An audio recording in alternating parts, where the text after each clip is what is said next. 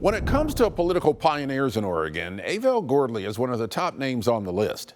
A Portland native, Gordly became the first African-American woman elected to the Oregon State Senate in 1996. Gordly served as a state senator from 96 to 2009, and before that she spent 5 years in the Oregon House of Representatives. Now retired, Senator Gordly has worked as a state of Oregon corrections counselor, an adjunct professor at Portland State University, and in 2008, Oregon Health and Science University opened the Avel Gordly Center for Healing, providing mental health and psychiatric services.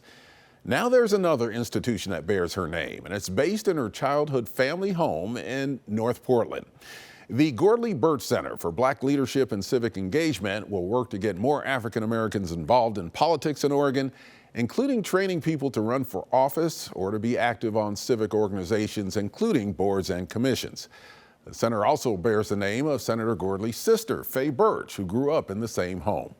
Burch's political chops include being an aide to former state Senator Margaret Carter, the first African American elected to the Oregon House, working with the very first African American in the legislature, Bill McCoy, and serving as a senior policy advisor for Governor Barbara Roberts in the early 1990s. In just a few minutes, we'll talk with Executive Director of the Gordly-Burch Center about what they hope to accomplish. But first, Senator Gordly couldn't join us in person this week, so I spoke with her earlier by Zoom. Here's that interview. Senator Gordly, welcome to Eye on Northwest Politics. Thank you, Ken. Thank you. Well, why did you and your sister Faye decide to make your childhood home a center for developing and training candidates for public office and for civic engagement? As a tribute to our parents, Faye and Beatrice Gordly, were part of the Great Black Migration of people who left the South and went north and to other places in the country looking for better lives. And on my mother's side, her family left Texas in the 1920s, and on my dad's side, the family left Texas in 1937. My mom and dad met in Portland and married. They were young. She was all of 17 and he was 20. He had a job working on the railroad. He and his father both worked on the railroad. And when looking back in time at our family and the roots here in Portland, we recognize that our family, the Gordly family, they were community builders. They had jobs, they worked hard, built a family, bought a home, and the house has been in the family since around 1949, and it was bought from a Jewish friend of my dad's who made the property available at a time when redlining prevented families like ours from getting bank loans. So, you know, there's the history and the place, the location, Williams Avenue. There's history in who my parents were. You know, they were some of the original Black community builders in Portland, and we want to acknowledge that, and we want the house itself, to be recognized as a historical landmark because of my parents, but also because of the children they raised and how we have lived our lives based on the foundation our parents built for us. So we're working with Kim Moreland and Oregon Black Pioneers to get that historical landmark designation for the house there at 4511 North Williams Avenue. Oregon has a relatively small Black population, so why is political representation so important in this state? Well, when you look at the history of Oregon's exclusion laws, going back in time when statehood was first determined in 1859. That statehood came with an exclusion of Black folks from living here, owning property, being a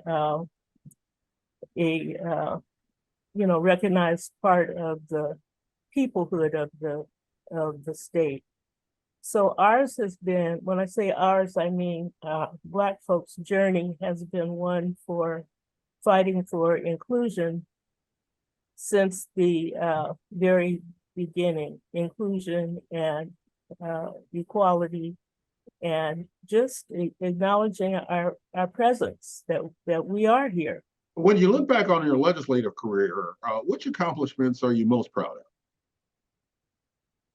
All of our work in mental health, achieving mental health parity as a state. We did that in, I believe it was 2005 session.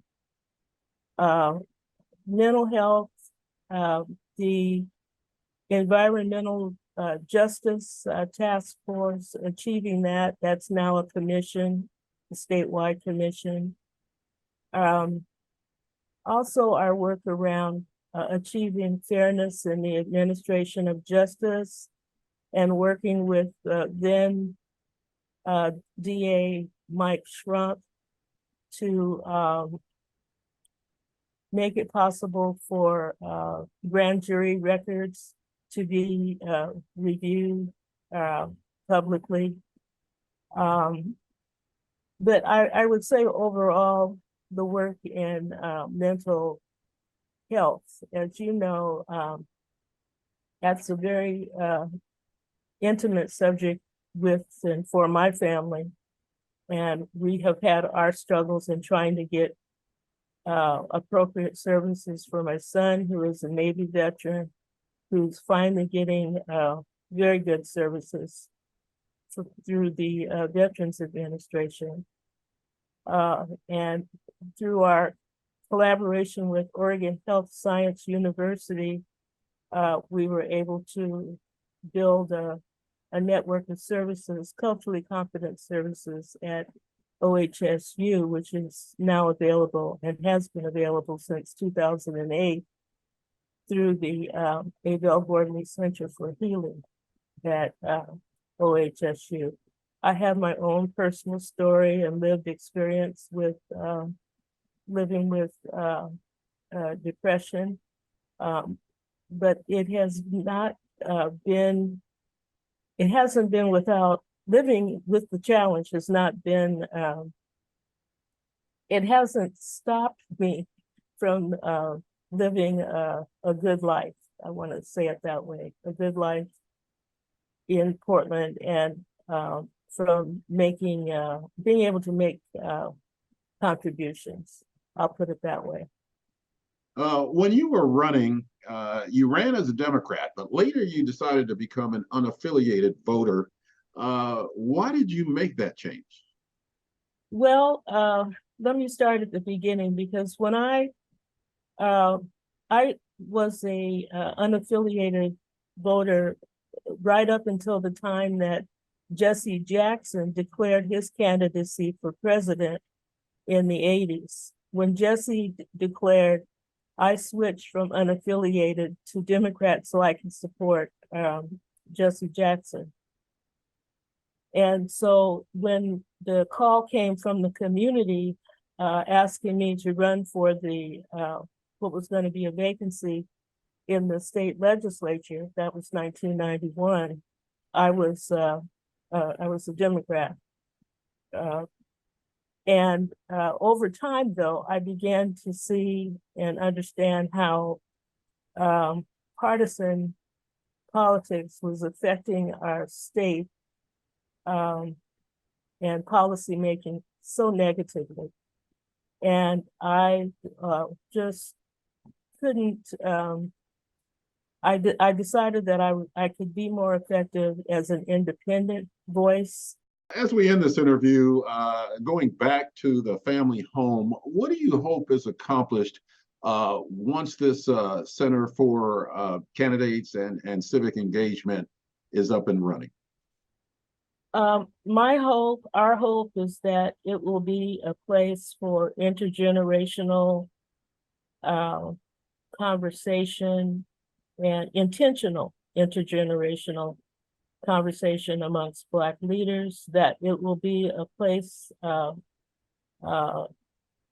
teaches archiving, the importance of archiving and documenting our histories, the history of Black folks' civic participation. We hope that it will be a place that does just that, advances civic participation through gaining more information about boards and commissions and vacancies, and helping Black people assume some of those roles. We're very blessed to have Lakeitha Elliott as executive director of the Gordly-Burch Center. And she is someone who is a Portland native. She's an active leader in her own right. And she definitely is someone who can do the work of building the intergenerational bridges that we think are important right now. Senator Avel Gordly, thank you for joining me on Eye on Northwest Politics. You're welcome, Ken. Thank you so much. Bless you. And coming up next, we speak with the executive director of the Gordly-Burch Center for Black Leadership and Civic Engagement. Lakeitha Elliott is taking on this project that could change the political landscape for aspiring politicians and community activists. We'll talk about the future right after the break.